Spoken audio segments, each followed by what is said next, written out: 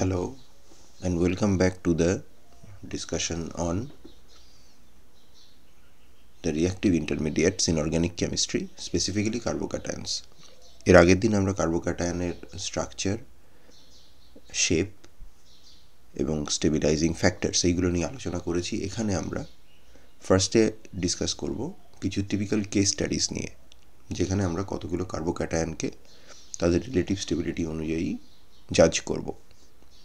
যেমন ফার্স্ট এক্সাম্পলটা আমাদের কাছে আছে এই কার্বোক্যাটায়নটা ভার্সেস এই কার্বোক্যাটায়নটা।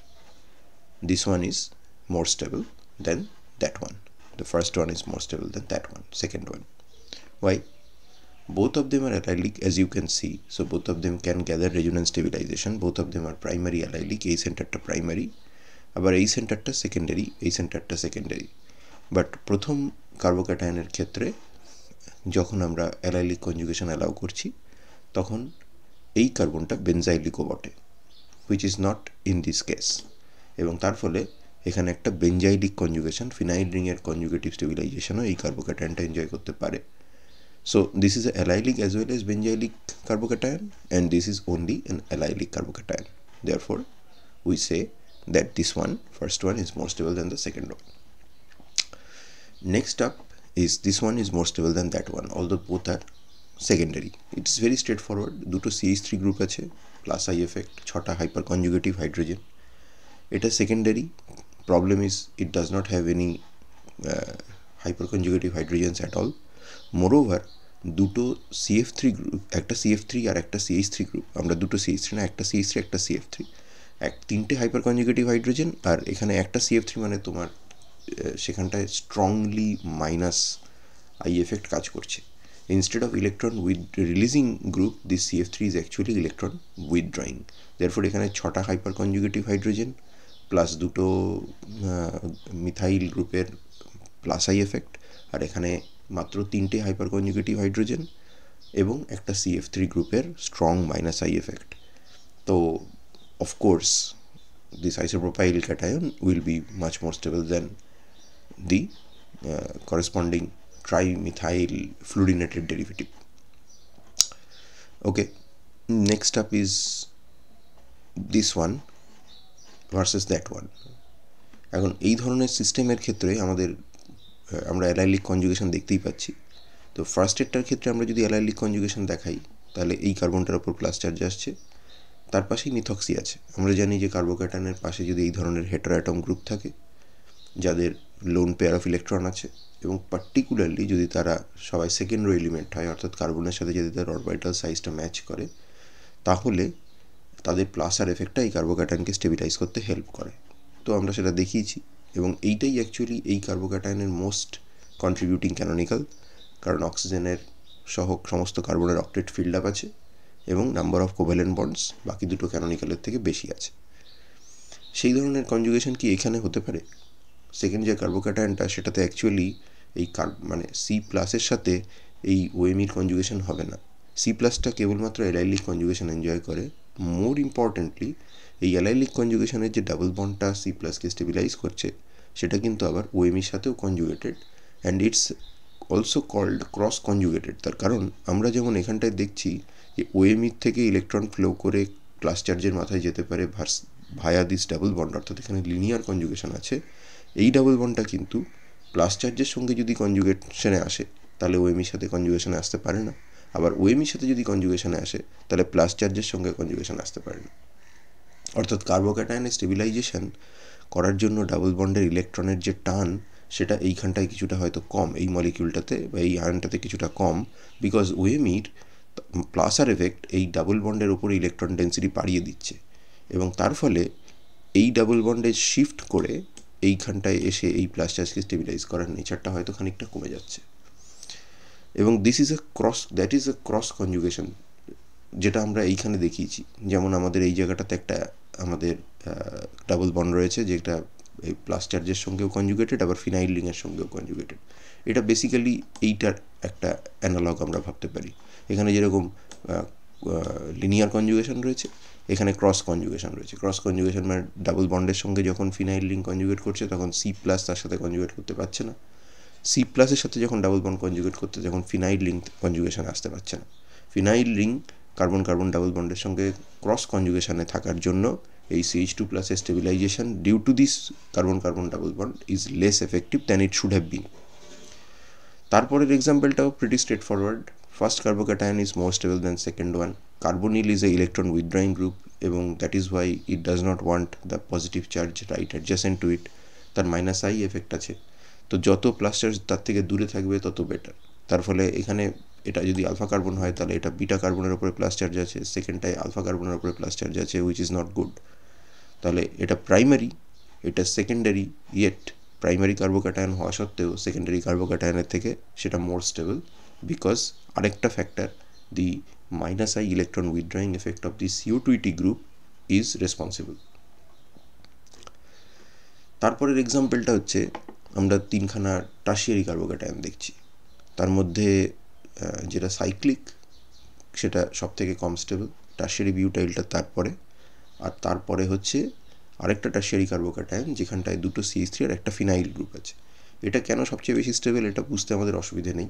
এখানে 6টা হাইপার কনজুগেটিভ হাইড্রোজেন, দুটো plus I effect of methyl এবং কনজুগেশন ডিউ টু ফিনাইল, যেটা আমরা এখানটায় দেখিয়েছি। প্লাস চার্জটা ভেরি এফেক্টিভলি ডিলোকালাইজড।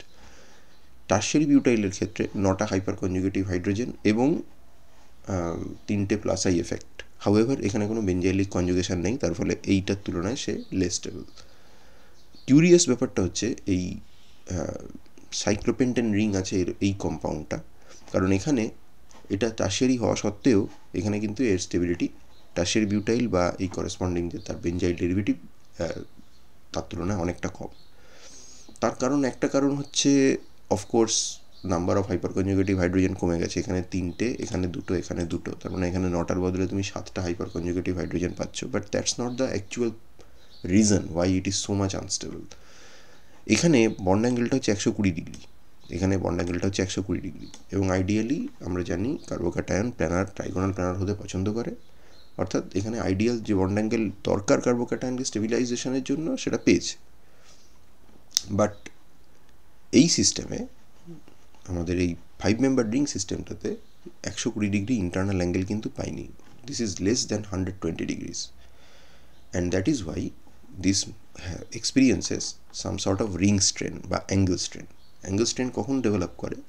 যখন যে অ্যাঙ্গেলটা অপটিমাম হওয়া উচিত, যেমন এখানে 120 হওয়া উচিত, তার তুলনায় অ্যাঙ্গেলটা যদি কম হয়। 5 মেম্বার রিংয়ের ইন্টারনাল অ্যাঙ্গেল হচ্ছে 108 ডিগ্রি। ইন্টারনাল অ্যাঙ্গেল বের করার ফর্মুলা আমরা এইভাবে একটা জেনারেলাইজ ফর্মুলা দিতে পারি, যে যদি আমাদের রিংয়ের ভেতরে রিংটার সাইজ হয় n, অর্থাৎ nখানা অ্যাটম দিয়ে রিংটা তৈরি হয়, যেমন এখানে 5টা দিয়ে তৈরি হয়েছে, যেমন আমরা ভাবতে পারি যেটা বেসিক্যালি একটা পেন্টাগনের মতো, তাহলে এই পলিগনের ইন্টারনাল অ্যাঙ্গেলের ফর্মুলাটা হচ্ছে এরকম যে 180 degree minus 360 degree divided by n, 180 degree minus 360 degree divided by n। তো 360 ডিগ্রি ডিভাইডেড বাই n মানে তোমার এখানে 360কে 5 দিয়ে ভাগ করতে হবে। 5 দিয়ে যদি ভাগ করো তাহলে যা সংখ্যা আসবে সেটা থেকে যদি 180 থেকে যদি সেই সংখ্যাটাকে বাদ দিয়ে দাও তাহলে সেটা হয়ে যাবে 108 ডিগ্রি। অর্থাৎ অ্যাকচুয়াল বন্ড অ্যাঙ্গেল যেটা হওয়া উচিত ছিল 120 ডিগ্রি, এখানে রিংয়ের ভেতরে সেই বন্ড অ্যাঙ্গেলটা মাত্র 108 ডিগ্রি পাচ্ছে। তার মানে 12 ডিগ্রি অপটিমাম অ্যাঙ্গেলের থেকে ডেভিয়েশন আছে, তার মানে অ্যাঙ্গেল স্ট্রেন আছে, যেটাকে আমরা বায়ার স্ট্রেন বলে থাকি। তাহলে এই সিস্টেমটা অ্যাঙ্গেল স্ট্রেনে ভুগছে, এখানে কোনো অ্যাঙ্গেল স্ট্রেন নেই, এখানে তো নেই। তার ফলে এই সিস্টেমটা টার্সিয়ারি হওয়া সত্ত্বেও due to angle strain least stable, and এই সিস্টেমটা কোনো অ্যাঙ্গেল স্ট্রেন নেই, বেঞ্জাইলিক কনজুগেশন এনজয় করছে। এই সিস্টেমে বেঞ্জাইলিক কনজুগেশন নেই অ্যাজ ওয়েল অ্যাজ অ্যাঙ্গেল স্ট্রেনও নেই, তাহলেও মাঝে মাঝে আসছে। তারপরে সিস্টেম দেখো, সবকটাতেই অ্যাঙ্গেল স্ট্রেন কিছু না কিছু আছে, হয়তো কোনোটা একটু বেশি আছে, কোনোটা একটু কম আছে। এটা প্রাইমারি, এটা সেকেন্ডারি, এটা টার্সিয়ারি। তো প্রাইমারি, সেকেন্ডারি, টার্সিয়ারি দিয়ে আমরা এক্সপ্লেন করে দিতে পারি।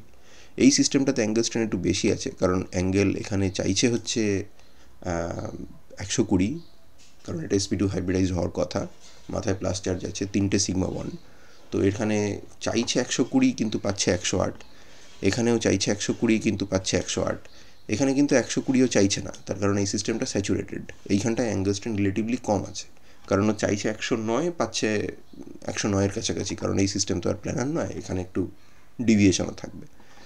রিংটা ঠিক এক্স্যাক্টলি প্ল্যানার নয় যে ওখানে 108 ডিগ্রি হবে, কিন্তু যদি এটা প্ল্যানার রিংও ধরে নিই আমি, তবুও ওর বন্ড অ্যাঙ্গেল আইডিয়ালি হওয়া উচিত ছিল 109, সেখানে ও 108 পাচ্ছে, তো ঠিক আছে। হাউএভার এখানে সিস্টেমটা প্রাইমারি, তো এটা সিস্টেমটা প্রাইমারি হওয়ার জন্য এখানে কেবলমাত্র একটা ইলেকট্রন রিলিজিং গ্রুপ পাচ্ছে, অ্যালকিল গ্রুপ, সাইক্লোপেন্টাইল গ্রুপ, একটা হাইড্রোজেন আছে এখানে, দুটো আর একে তিনটে হাইপার কনজুগেটিভ হাইড্রোজেন আছে সেকেন্ডারি, আর এখানে টার্সিয়ারি, এখানে দুটো আর এদিকে তিনটে, তার মানে টোটাল 7টা হাইপার কনজুগেটিভ হাইড্রোজেন পাচ্ছে। সো দ্যাট ইজ ওয়াই এখানটায় রিলেটিভলি বেশি অ্যাঙ্গেল স্ট্রেন্থ থাকা সত্ত্বেও প্রাইমারি কার্বোক্যাটায়নের থেকে অনেক বেশি স্টেবল হয়ে গেছে। খেয়াল করে দেখো, এই জায়গাতে রিং স্ট্রেন্থ থাকার ফলে এই সিস্টেম লেস স্টেবল বাকিগুলোর তুলনায়, কিন্তু তখন আমরা কম্প্যারিজন করছি টার্সিয়ারি। এখানে আমরা কম্পেয়ার করছি প্রাইমারির সঙ্গে সেকেন্ডারির সঙ্গে টার্সিয়ারি, এবং অ্যাঙ্গেল স্ট্রেন্থ, বিরাট অ্যাঙ্গেল স্ট্রেন্থ তেমন কিছু নেই, মানে প্রচুর অ্যাঙ্গেল স্ট্রেন্থ আছে। যদি 3 মেম্বার রিং হতো তাহলে হয়তো সিচুয়েশনটা অন্যরকম হতো, কারণ সেখানে 60 ডিগ্রি অ্যাঙ্গেল থাকে ইন্টারনালি, চায় 120 ডিগ্রি যদি কার্বোক্যাটায়ন হয়, তাহলে সেখানে বিরাট অ্যাঙ্গেলের ডেভিয়েশন আছে। এখানে অ্যাঙ্গেলের ডেভিয়েশন আছে কিন্তু অতটাও নয়। আচ্ছা, ঠিক তার পরের এক্সাম্পলটা দেখো, এটা টার্সিয়ারি, এটা সেকেন্ডারি, কিন্তু সেকেন্ডারি হওয়া সত্ত্বেও সেকেন্ডারি কিন্তু much more stable than tertiary. আর এই সিস্টেমটা তো স্পেশাল, কারণ এখানটায় আমরা 3 মেম্বার রিং পাচ্ছি, monocyclic conjugated planar with 2 pi electron, তার মানে হচ্ছে tertiary as well as aromatic. তো অ্যারোম্যাটিক যদি হয় তাহলে সিস্টেম তো স্টেবল হবে। আর এই সেকেন্ডারি আইসোপ্রোপাইলটা আমাদের এই কার্বোক্যাটায়নের থেকে অনেক বেশি স্টেবল এখানে, তার কারণ এখানে অ্যাঙ্গেল স্ট্রেন, এটা টার্সিয়ারি হওয়া সত্ত্বেও অ্যাঙ্গেল স্ট্রেন কিন্তু প্রবল হয়ে গেছে। তার ফলে এখানে যেটা হচ্ছে সেটা হচ্ছে যে এটা এখানকার 6টা হাইপার কনজুগেটিভ হাইড্রোজেন আছে এবং 2 প্লাস আই এফেক্ট আছে, সেটা এর যে অ্যাঙ্গেল স্ট্রেন সেটাকে সুপারসিড করার পক্ষে যথেষ্ট। তার মানে প্রাইমারি রেসপেক্টে অ্যাঙ্গেল স্ট্রেন বেশি আছে এরকম সেকেন্ডারি বা টার্সিয়ারি, এরা কিন্তু রিলেটিভলি মোর স্টেবল হলো যদি অ্যাঙ্গেল স্ট্রেনটা ম্যানেজেবল হয়। কিন্তু অ্যাঙ্গেল স্ট্রেন যদি খুব সিভিয়ার হয়ে যায় তাহলে সেকেন্ডারিটার তুলনায় টার্সিয়ারি লেস স্টেবল হয়ে যেতে পারে। 8 নম্বর এক্সাম্পলটাও ইন্টারেস্টিং। এখানে আমাদের হেটারঅ্যাটম স্টেবিলাইজড কার্বোক্যাটায়ন আছে, একবার অক্সিজেন দিয়ে স্টেবিলাইজড হতে পারে, একবার সালফার দিয়ে স্টেবিলাইজড হতে পারে।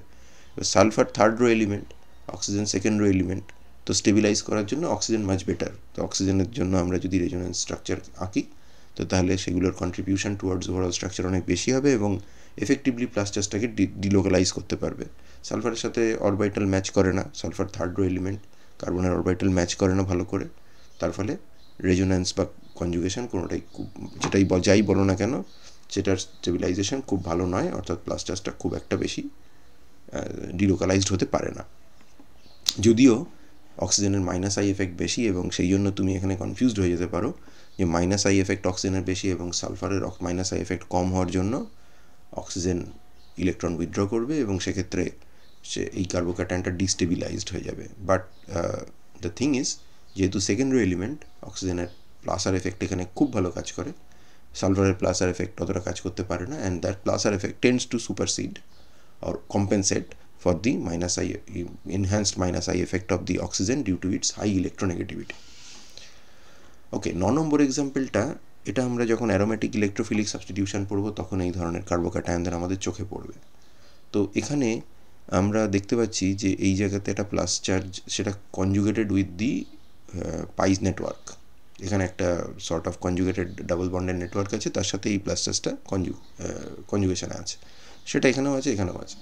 কিন্তু প্রথম কার্বোক্যাটায়নটার জন্য একটা স্পেশাল ঘটনা ঘটছে, সেটা হচ্ছে ওএমইটা যে কার্বনের ওপরে আছে, প্লাস চার্জটা রিলোকালাইজড হতে হতে সেইখানটায় আমরা পৌঁছে দিতে পারি। অর্থাৎ প্লাস চার্জ, এই কার্বনটাও খানিকটা প্লাস চার্জকে শেয়ার করে, যেটা আমরা রেজোনেন্স আঁকলে বুঝতে পারি। এবার এই ওএমইর পাশের কার্বনে যদি প্লাস চার্জ আসে তাহলে ওএমইর প্লাস আর এফেক্ট দিয়ে স্টেবিলাইজড হবে, octet field for all and everything, আমরা যেটা আগে দেখেছি। সেকেন্ড কার্বোক্যাটায়নটার ক্ষেত্রে কিন্তু সেই অপরচুনিটিটা নেই। প্লাস চার্জটা যে কটা কার্বন শেয়ার করে সেটা হলো এইটা এবং এইটা, তার মানে এই কার্বনটা যেটা ওএমইর প্লাস আর এফেক্ট দেখানোর জন্য জরুরি, সেটা প্লাস চার্জকে শেয়ার করে না। তার ফলে এই ধরনের কোনো octet field for all highly contributing resonance canonical আমরা এখানে পাবো না। এখানে সবসময়ই কোনো না কোনো একটা কার্বন ইলেকট্রন ডেফিসিয়েন্ট, মানে অক্টেট ল্যাক করতেই থাকবে এবং তার ফলে প্লাস চার্জের ডিলোকালাইজেশনটা লেস এফেক্টিভ হবে। এখানে প্লাস চার্জের ডিলোকালাইজেশন অনেক বেশি এফেক্টিভ হবে, and that is why we have this observation যে এই সিস্টেমটা more stable than 8. Okay, methyl cation is more stable than the methanium ion, অর্থাৎ কার্বেনিয়াম আয়নের তুলনায় কার্বনিয়াম আয়ন লেস স্টেবল. এটা হওয়ারই কথা, এটা ট্রাই কোঅর্ডিনেটেড ট্রাইভ্যালেন্ট, এটা ইউজুয়াল ফিচার. এখানে কোনো হাইপার কোঅর্ডিনেশন বা কোনো হাইপার ভ্যালেন্সি আমরা কিছু দেখতে পাচ্ছি না. এই সিস্টেমটাতে, এখানে হাইপার ভ্যালেন্সি বানানটা ভুল আছে, কারেক্ট করে নিও. এই সিস্টেমটাতে আমরা হাইপার কোঅর্ডিনেটেড এবং হাইপার ভ্যালেন্ট কার্বনকে দেখতে পাচ্ছি, পেন্টা কোঅর্ডিনেটেড পেন্টাভ্যালেন্ট, এবং এটাকে আমরা ভাবতে পারি যে এটা একটা মিথেনের প্রোটনেটেড ফর্ম. তো মিথেন তো পারফেক্টলি স্টেবল মলিকিউল, তার মধ্যে যদি জোর জার করে একটা প্রোটন ঢুকিয়ে দাও তাহলে এই ধরনের সিস্টেম হবে, যে আমরা যেটা বলেছিলাম 3 সেন্টার 2 ইলেকট্রন বন্ড হবে, একটা সিএইচ বন্ডের মধ্যে একটা এইচ প্লাসকে ঢুকিয়ে দেওয়া হচ্ছে. তো সিস্টেম অবভিয়াসলি আনস্টেবল হয়ে যাচ্ছে, কারণ একটা হাইপার ভ্যালেন্ট এবং হাইপার কোঅর্ডিনেটেড কার্বন অ্যাটমকে অ্যাকোমোডেট করতে হচ্ছে. এই ধরনের সিস্টেমগুলো, এই কার্বোনিয়াম আয়নদেরকে আমরা নন ক্লাসিক্যাল কার্বোক্যাটায়নও বলতে পারি. দ্যাট ইজ বিকজ একটা কার্বন হাইড্রোজেন বন্ডের মধ্যে একটা এইচ প্লাসকে আমরা ঢুকিয়ে দিয়েছি. এবং তুমি যদি জেনারেট করতে চাও মিথেনিয়াম আয়নকে, অত সহজে জেনারেট করা যায় না. এমন নয় যে এর মধ্যে তুমি কোনো কমন অ্যাসিড দিয়ে দিলে এটা জেনারেটেড হয়ে যাবে, বিকজ দিস ইজ বেস হিসেবে এটা এক্সট্রিমলি পুয়ার, অ্যান্ড দেয়ারফর তুমি যদি এখানে একটা ভেরি স্ট্রং অ্যাসিড দাও, লাইক HF অ্যান্টিমনি পেন্টাফ্লোরাইড, যেখান থেকে H প্লাস এবং SbF6 মাইনাস তৈরি হবে, এই ধরনের সুপার অ্যাসিডগুলো দিলে তবেই এই মিথানিয়াম আয়নটা তৈরি হয়. এবং যেহেতু মিথানিয়াম আয়ন যদি প্রোটনটা ছেড়ে দেয়, তাহলে তার ফলে একটা এক্সট্রিমলি স্টেবল মিথেন মলিকিউল তৈরি হতে পারে. তো মিথানিয়াম আয়ন হাঁকপাক করে প্রোটন ছাড়ার জন্য. মিথানিয়াম আয়ন প্রোটন ছাড়তে পারলে বেঁচে যায়, অ্যান্ড দ্যাট ইজ ওয়াই তার proton donating capacity is extremely high, which means যে methanium ion is a very strong acid. The next part, the last part probably, last example is this one. এটা তো আমরা আগেই দেখেছি, bridge head, যেখানে প্ল্যানারিটি attend করা সম্ভব নয়, অর্থাৎ sp2 হাইব্রিডেশন অ্যাটেন্ড করা সম্ভব নয়, সেখানে কার্বোক্যাটায়ন স্টেবল হয় না, কারণ ভ্যাকেন্ট অরবিটালটা হচ্ছে sp3, যার সিগনিফিক্যান্ট এস ক্যারেক্টার আছে. তো এটা টার্সিয়ারি কিন্তু ব্রিজ হেডে আছে, তাহলে লিস্ট স্টেবল. তারপরেরটা টার্সিয়ারি, কিন্তু টার্সিয়ারি বিউটাইল, অর্থাৎ সেখানে কোনো ব্রিজেড টিজেডের গল্প নেই, পারফেক্টলি প্ল্যানার, নটা হাইপার কনজুগেটিভ হাইড্রোজেন, সবই ঠিক আছে. তারপরেরটাও tertiary as well as allylic, তার মানে আমরা যখন রেজোনেন্স স্ট্রাকচার আঁকবো তখন আমরা এই ডাবল বন্ডটাকে ইনভলভ করে এই প্লাস চার্জটাকে ডিলোকালাইজ করে দিতে পারবো, which is obviously much more stable than the other two. So that's a wrap for the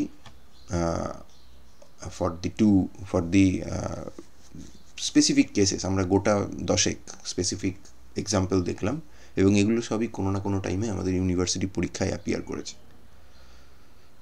so আমাদের এই রিলেটিভ কেস স্টাডিগুলো এখানে শেষ হলো. নেক্সট লেকচারটাতে আমরা এই রিঅ্যাক্টিভ ইন্টারমিডিয়েটগুলো কী করে তৈরি হয় এবং তাদের ফেট নিয়ে একটু ডিসকাশন করব. I thank you for your patience, and I will be seeing you in the next one.